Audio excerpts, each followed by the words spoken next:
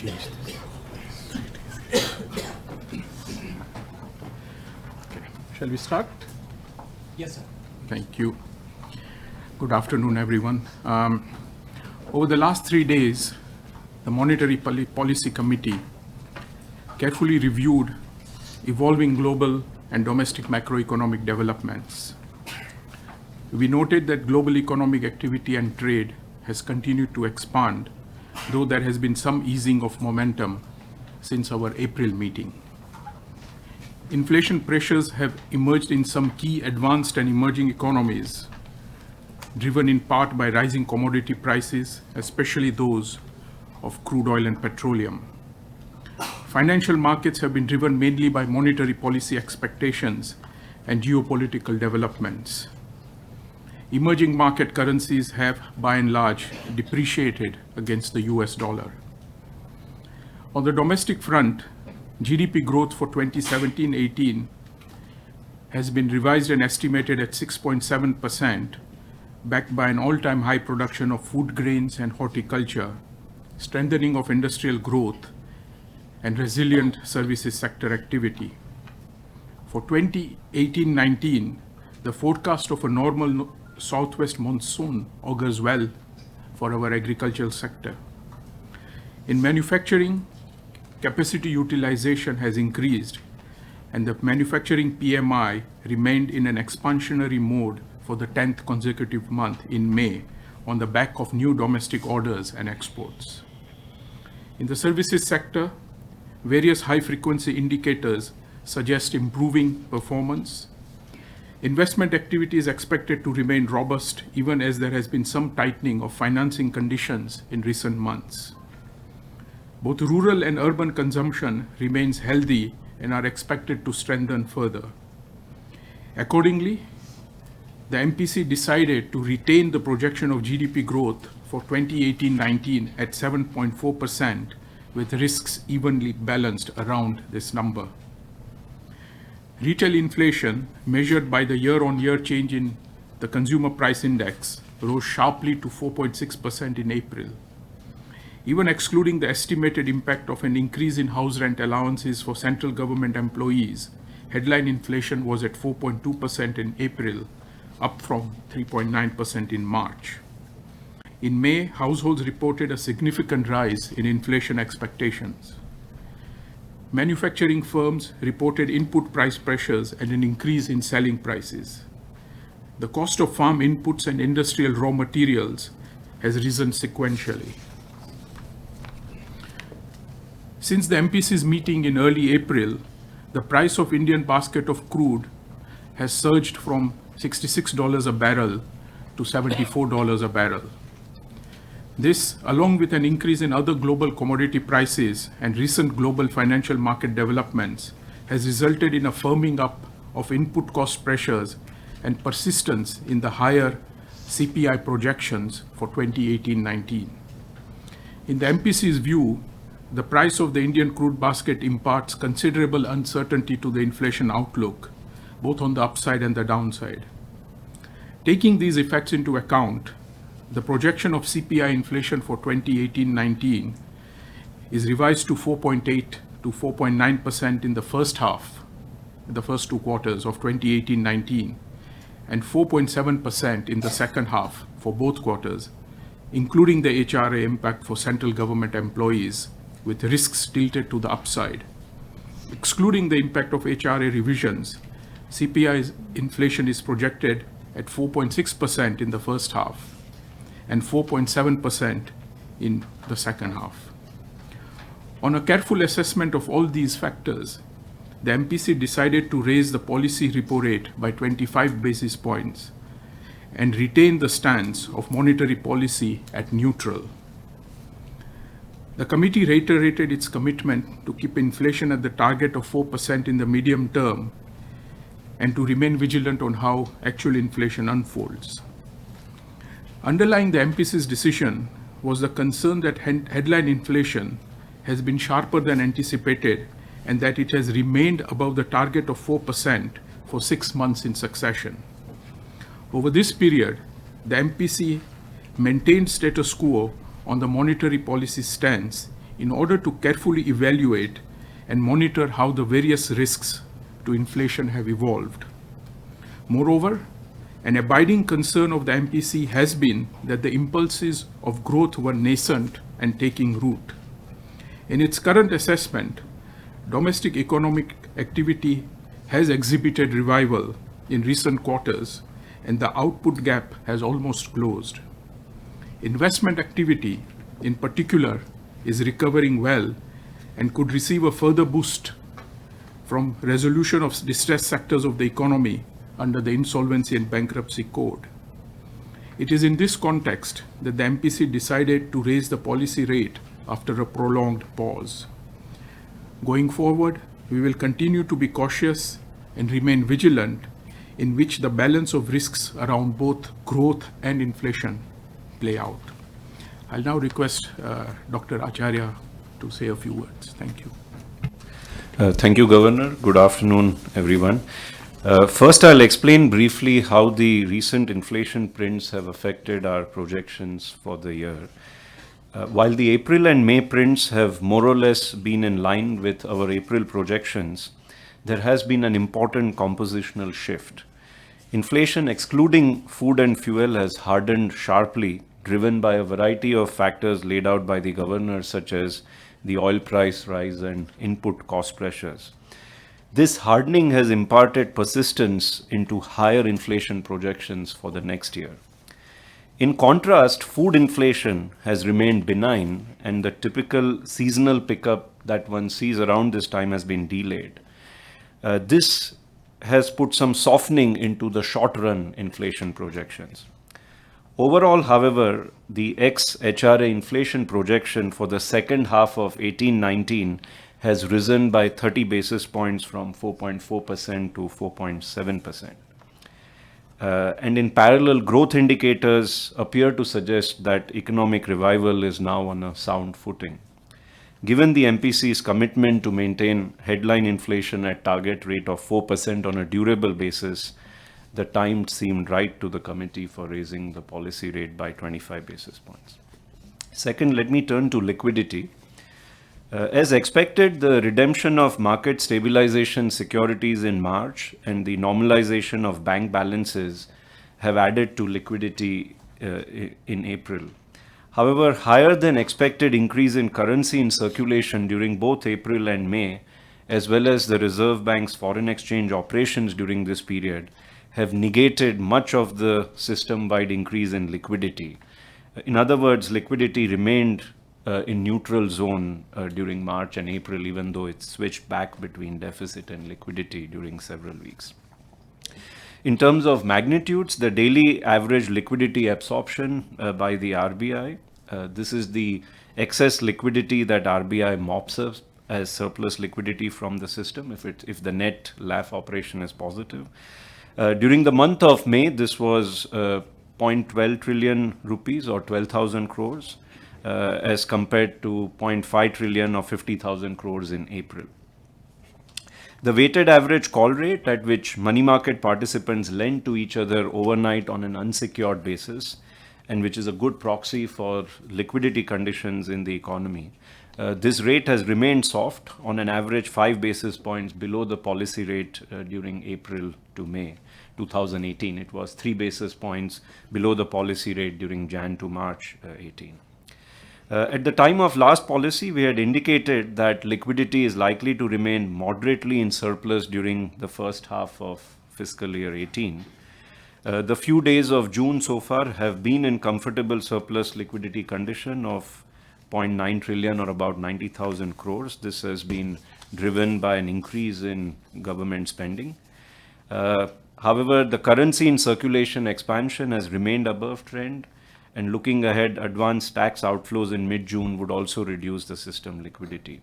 So we'll watch these evolving liquidity conditions to determine our choice of instruments for both transient and durable liquidity management. Third, I'll just briefly touch upon a few developmental policies. The details are in the Part B or the supplemental and developmental policies that you have. In the liquidity facility that RBI provides, what is called as the LAF facilities for qualifying market participants, presently RBI applies a uniform haircut of 4% against eligible central government securities collateral and 6% for the eligible state development loans.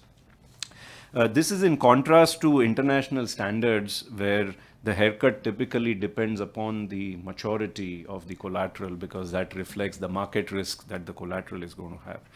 So starting August 1st, 2018, the haircut that the central bank charges at the LAF will depend upon the residual maturity of the eligible collateral. For central government securities, it will range from 0.5 to 4%, depending on 5 different buckets of residual maturity, and for state development loans in the range of 2.5 to 6%. And with a view to incentivizing the state governments to get their state development loans, get a public rating for them, we will offer a discount of 1% on rated state development loans for similar maturity compared to unrated state development loans. Second, we are planning to come out with a consultative draft regulation for market abuse regulations. At present, we have what are called as codes of conduct. These are sort of voluntary agreements within our market participant bodies such as FIMDA or FEDI. To be in line with international practices, I would say the best global practices, we plan to implement some enforceable regulations to essentially incentivize the code is being adhered to. And lastly, you might recall that in October 2017 policy, a high-level task force had been put in place under chairmanship of Mr. Deusthali to assess if and how a public credit registry could be created for India. The task force has submitted its report on April 4th. It will be released on the website of RBI today. And they have recommended that to foster better access to credit and strengthen the credit culture in the economy, the Reserve Bank should set up a public credit register. We've decided to go ahead and constitute an implementation task force that will guide us on the logistics for the next steps. I would just stress that public credit registry is one of the important ingredients of the ease of doing business index of the World Bank. Thank you. Thank you, Dr. Acharya. May I request Mr. Vishwanathan? Thank you, Governor. I'll highlight a few issues that have been indicated in Part B, not all of them, but some of the more important ones, and not exactly the ordinary which appears there. This on the MSME exposure. In February 18, we had allowed the banks and NBFCs to reckon a 180-day norm for classification of NPAs in the smaller MSMEs, that is with exposure up to 250 crores. That was limited to the GST registered NBFCs.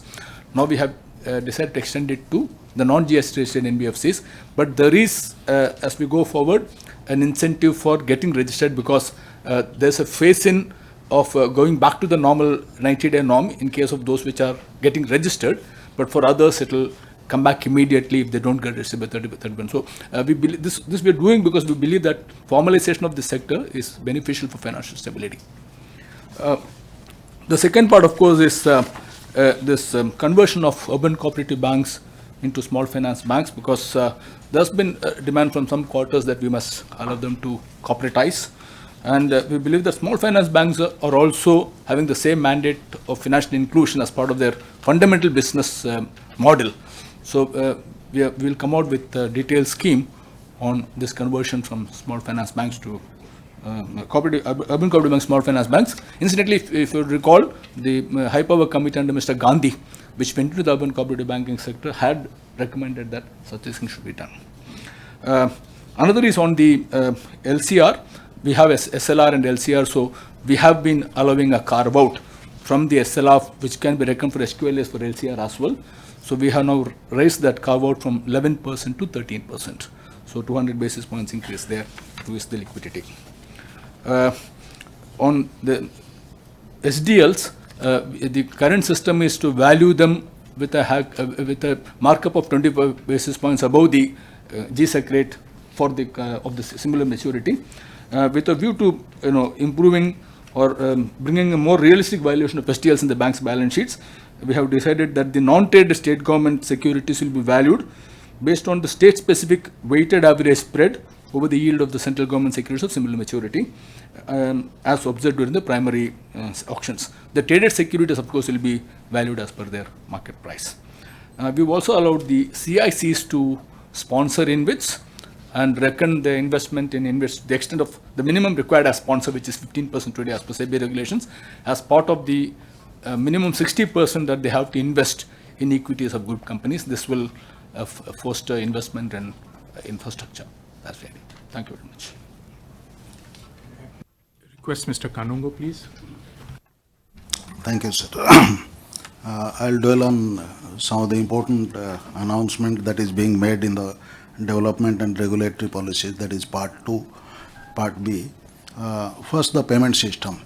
And so far as the payment system is concerned, Reserve Bank has always batted for innovation and competition from the beginning. As a result, what we have today is a world-class payment system.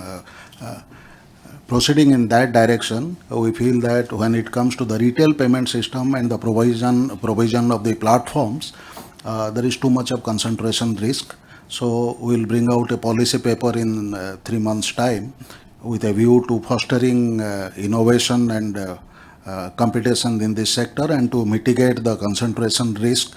A policy paper will be brought out which will invite the private players to bring about all India, pan-India payment system platforms.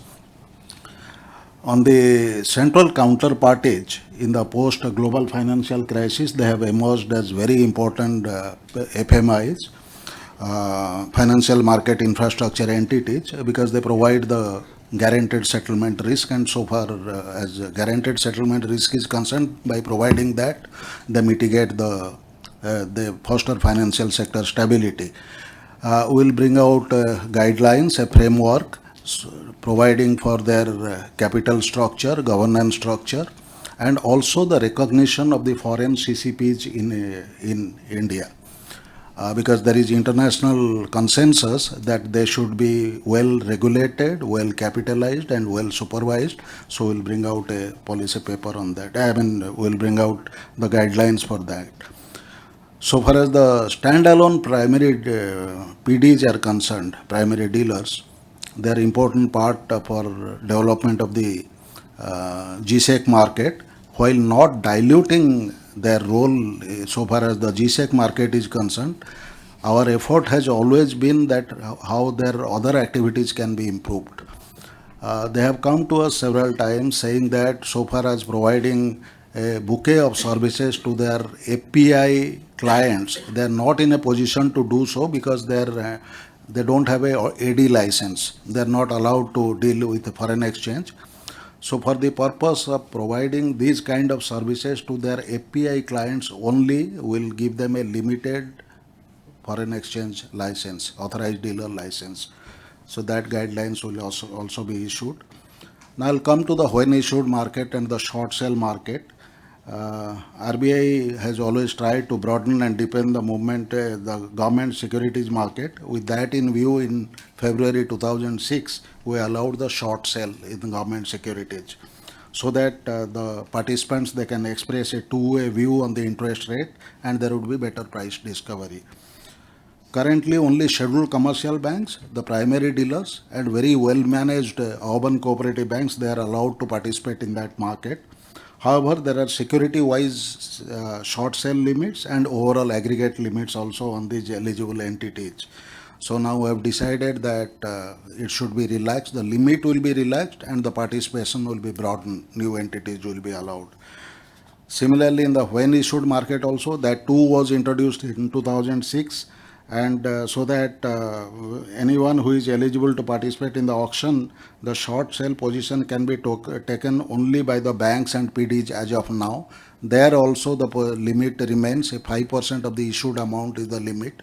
We will relax that limit, and we will also allow it to other entities, so that both the segments of this market, the short sale and the when issued in the GSEC market, improves and the market is broadened and deepened. Thank you.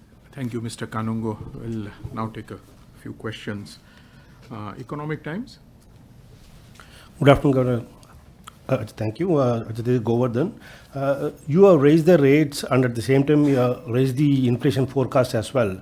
But at the same time maintain the stance as neutral, which suggests to be kind of a bit conflicting. Can you explain what it means for the future rate actions? Actually, it is not conflicting at all. A neutral stance leaves all options open, and other central banks also do the same. So there is no contradictory, there's no difference or there's no tension between the two. The committee felt that there was enough uncertainty for us to keep to the neutral stance and yet respond to the risks to inflation target that have emerged in recent months. BTVI? Good afternoon, Governor. Nivrita from BTVI. My question is on oil prices because of the sort of volatile moves that we've seen. At the MPR that we got at the last meeting, the MPC had factored in a $68 price for oil. Of course, since then, it's jumped to about 80, even though it's cooled off recently. That could change based on the OPEC meet at the end of this month. What is the price now that is being factored into these forecasts by the MPC?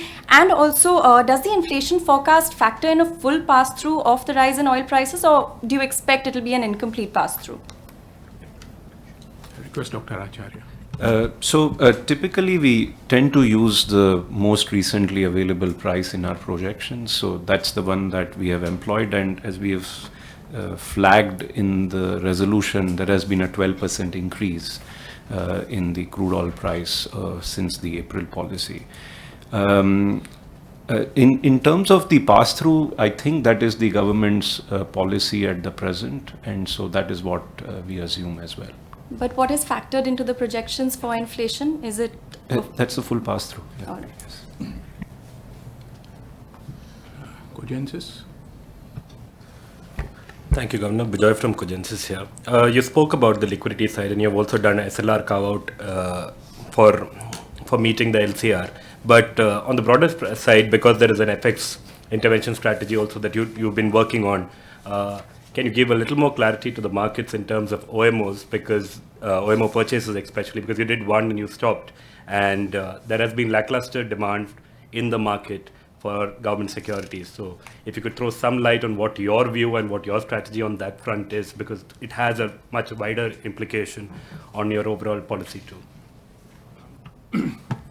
Just to make a general comment that our policy regarding liquidity is determined by anchoring the weighted average call rate to the repo rate, and we have stuck to that both in terms of transient liquidity management and durable liquidity management, and that is what we will continue going forward, anchoring the liquidity policy towards the weighted average call rate.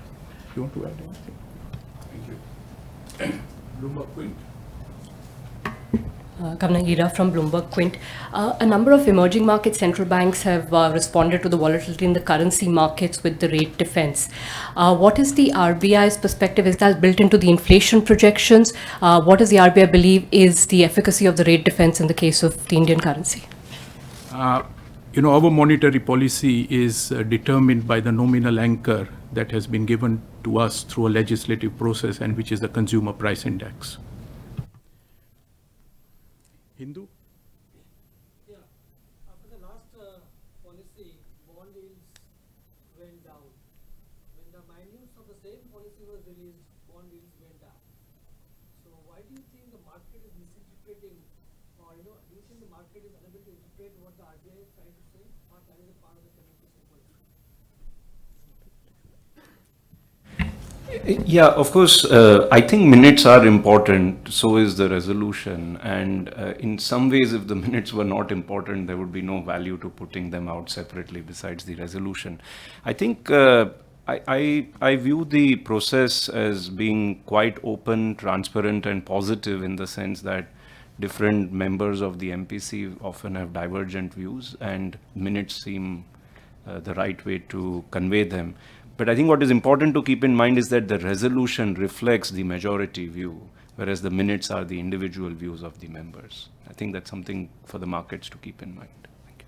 So we can probably take one more question.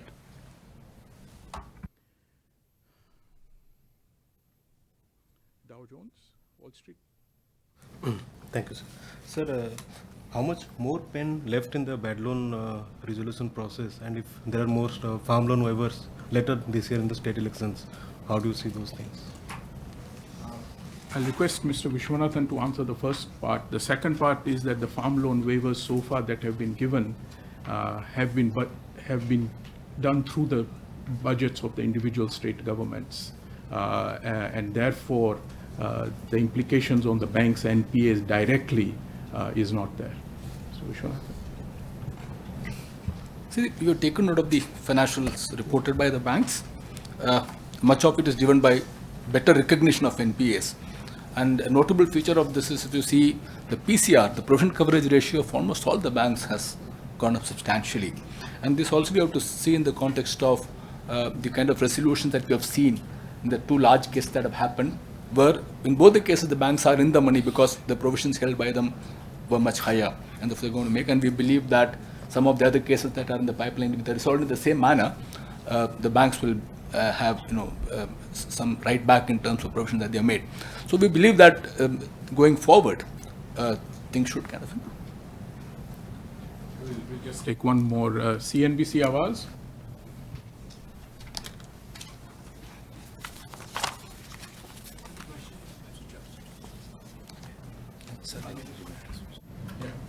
Yeah.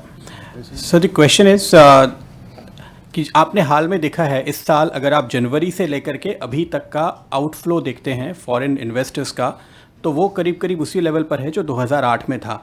अभी आपने जो कदम उठाए हैं, क्या उसको ध्यान में रखते हुए उठाए हैं? डेट मार्केट से काफ़ी सारे पैसे जो बाहर जा रहे हैं, क्या आपको लगता है कि उसको रोकने के लिए ये रेट हाइक आपकी मदद करेगी? और आपने हाल में एक आर्टिकल भी लिखा एक इंटरनेशनल पेपर में, क्या आप ये मान रहे हैं कि जो ये आउटफ्लो है वो बड़े सेंट्रल बैंक्स की पॉलिसीज़ की वजह से देखने को मिल रहा है, इसलिए आप ये मुद्दा उठा रहे हैं इस समय? बिल्कुल नहीं. The monetary policy, as I just answered, is determined by our inflation targeting mandate and not to anything else. To the effect, if there are international financial or crude oil or commodity price developments, then that is internalized in the inflation forecast projection and the consequent policy choice.